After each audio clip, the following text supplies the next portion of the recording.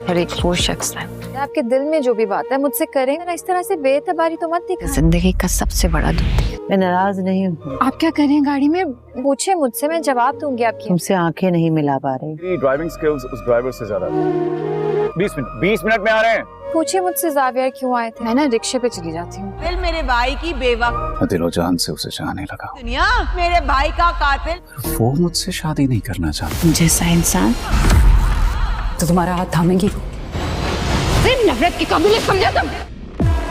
जिस हादसे की वजह से तुम उस घर से भी मैं ही निकल रहा हूँ। क्या सोहा तुम्हें माफ कर पाएगी? इस घर से तुझे निकाला है ना, पता चलेगा कि वो शख्स तुम थे, खुद को माफ नहीं कर पाए। अगले एपिसोड में आप देखने वाले हैं कि जब ज़ावियार अपनी बहन ज़ारा को ये बात बताएगा कि वो किरण से नहीं बल्कि सोहा से मोहब्बत करता है और उसे अपना हमसफ़र बनाना चाहता है, तो हस्बे तवक्का ज़ारा ज़ावियार के इस फैसले की मुखालफत भी करेगी और कहीं ना कहीं ये इम्कान भी जाहिर करेगी कि सोहा ने ज़ावियार को फंसाया है। और वो इस बात का भी जिक्र करेगी कि अगर सोहा को पता चल गया कि उसके पहले खावंद की मौत में ज़ावियार का कहीं ना कहीं कसूर था, तो वो उसे कभी भी माफ़ नहीं कर सकती। ये बात ज़रका सुन लेगी। उसके लिए तो यहाँ पर दो बड़ी खबरें होंगी। पहली ये कि ज़ावियार सोहा से शादी करना चाहता है, जो कि वो बिल्कुल भी नहीं चाहती, और दूसरी खबर ये कि उसके भाई और सोहा के खावंद की मौत में कहीं ना कहीं ज़ावियार का कसूर भी था और फ़ौरन जाकर वो सोहा को ये बात बताने वाली है। लेकिन वो सिर्फ बताएगी नहीं बल्कि सोहा पर इल्ज़ाम भी लगाएगी कि उसे सारी बातों का इल्म था,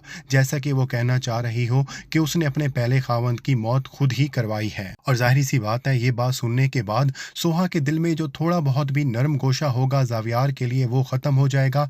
वो ज़ावियार से नफरत करना शुरू कर देगी। वो पहले ही इस बात का फैसला ले चुकी थी कि वो घर छोड़कर चली जाएगी और अब तो इस फैसले पर वो मोहर ही साबित कर देगी। लेकिन सवाल ये पैदा होता है कि सोहा को इस बात का इल्म होने के बाद कि ज़ावियार ही वो शख्स था जो उस रात वहाँ पर मौजूद था जिस रात सोहा को हादसा पेश आया था और उसके खावंद की मौत वाक़ हुई थी, और उसके बाद भी वो ज़ावियार से शादी करने के लिए आखिरकार राज़ी कैसे हो जाएगी। हकीकत में ये बात ज़ावियार राफ़े की माँ को बता चुका होगा कि जिस रात उसके बेटे की मौत वाक़ हुई उस रात वो वहाँ से गुजर रहा था। वो उनकी मदद कर सकता था लेकिन खुद एक बहुत बड़ी परेशानी में था, इसलिए वो उनकी मदद नहीं कर सका और वो इस बात पर माफ़ी भी मांग चुका होगा और राफ़े की माँ उसे इस बात पर माफ़ भी कर चुकी होगी। और ज़ावियार का ये इरादा भी था कि वो सोहा को भी ये सारी हकीकत बता देगा शादी से पहले ताकि अगर सोहा शादी के लिए राज़ी होती है तो उसे पूरी हकीकत का इल्म हो।